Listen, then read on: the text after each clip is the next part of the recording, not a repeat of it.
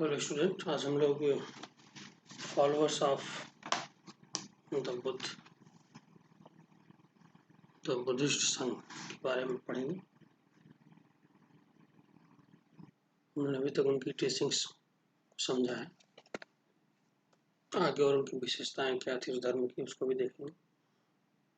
Buddha's last word to his followers were, "Be lambs unto yourselves, as all of you must work out your own liberation."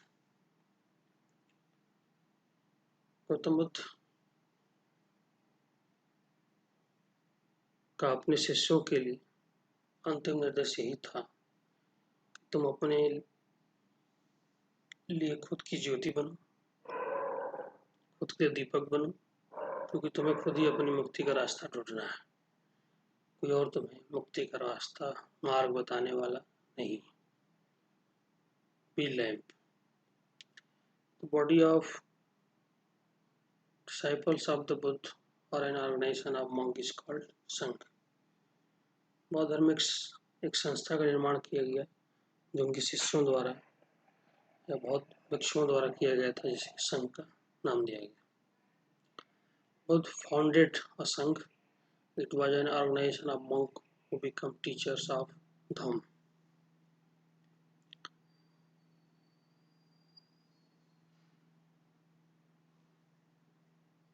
संघ की जो स्थापना की गई थी, ऐसे भिक्षुओं की थी जो शिक्षक बन गए थे, धम्म के शिक्षक बन गए थे, और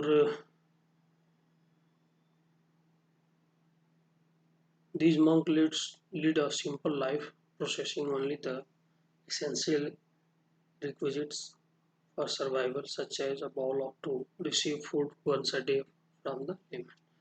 और ये जो भिक्षु थे, संघ के मेंबर, जिन्हें भिक्षु कहा गया, जिन्हें मंक कहा गया, ये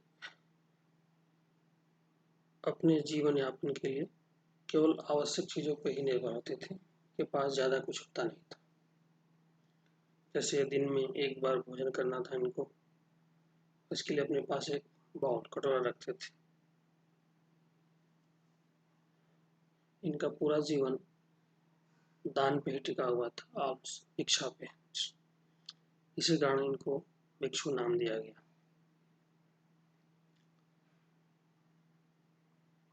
इनिशियली इस संघ में केवल मेन के लिए ही परमिशन थी ज्वाइन करने के लिए, लेकिन बाद में वुमेन को भी अनुमति मिल गई थी।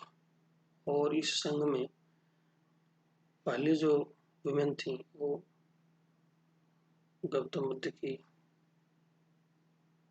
उपमाता महाप्रजापति गौतमी थी, जो संघ में एक महिला के रूप में पहली बार सम्मिलित हुई थी। और भी महिलाओं ने इसमें संघ में शामिल हुई और वे धम्म की टीचर्स बन गई, उपदेश देने वाली बन गई। और आगे चलकर वे थेरी बनी, जिसका मतलब है ऐसी महिलाएं जिन्होंने निर्वाण प्राप्त कर लिया, जिन्हें लिबरेशन मुक्ति मिल गई हो, थेरी। ये टर्म गलत हो गया, इसको हम सुधार लेंगे। इसकी स्पेलिंग है THERE,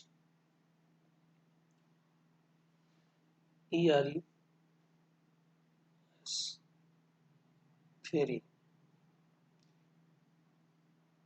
THERIS, थेरीज। मीनिंग है इसका who had attained liberation, जिसने मुक्ति प्राप्त कर लिया।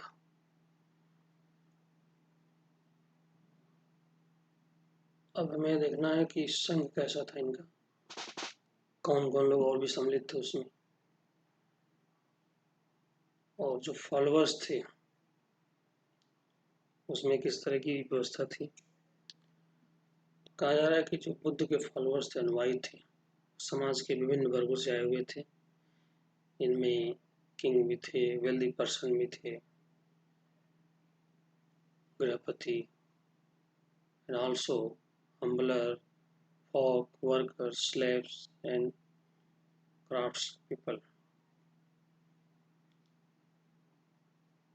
सामान्य जो कर्मकार होते हैं, दास, शिल्पी, सभी शामिल थे। एक बार संघ में आने के बाद once within sangha all were regarded as equal, जो भी एक बार संघ में शामिल हुआ था सभी को बराबर माना जाता था, क्योंकि भिक्षु और भिक्षुणी बनने पर उन्हें अपनी पुरानी पहचान को हटाना पड़ता था, त्यागना पड़ता था।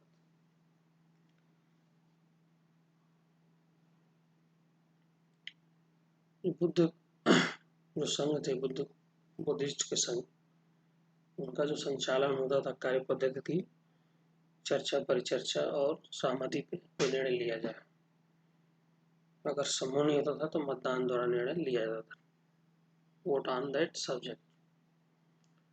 यानी यहाँ पे सभी की इच्छाओं को भी ध्यान में रखा जाता था। अब है कि बुद्धिज्म का विस्तार कैसे इसका प्रचार प्रसार हुआ। गौतम बुद्ध के जीवन काल और उनकी मृत्यु के बाद भी बहुत तेजी से फैला। जो लोग समकालीन धार्मिक प्रथाओं से असंतुष्ट थे और उस युग में तेजी से हो रहे सामाजिक बदलाव ने उन्हें उलझनों में बांध रखा था, वो इस तरफ आकर्षित हो गए बौद्ध धर्म के प्रति। सबसे बड़ा इसका मेन रीजन था कि जो बौद्ध धर्म है की शिक्षाओं में जो बातें कही गई थी, यहाँ पे जन्म के आधार पर शिष्टता की बजाय अच्छे आचरण और मूल्यों को महत्व दिया गया था। यानी जो सुपीरियरिटी थी जन्म के आधार पर न धर्म में, उसको यहाँ पे खत्म कर दिया। यहाँ बोला गया जो अच्छा कार्य करेगा, अच्छे आचरण करेगा, वही सुपर होगा, वही श्रेष्ठ होगा।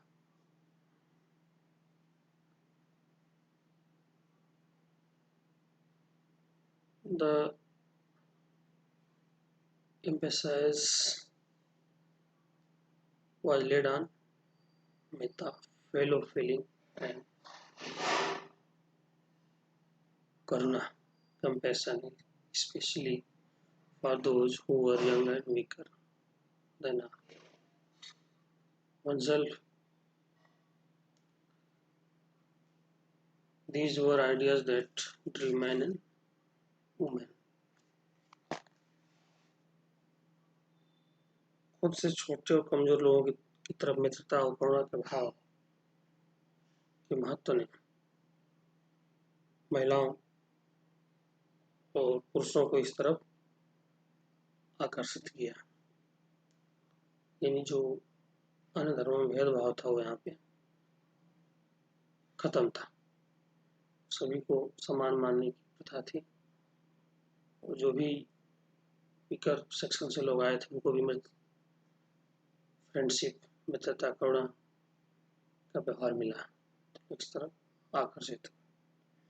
इसके कारण थे विस्तार के और उनके अनुयायियों के लिए नियम कायदे का। Thank you.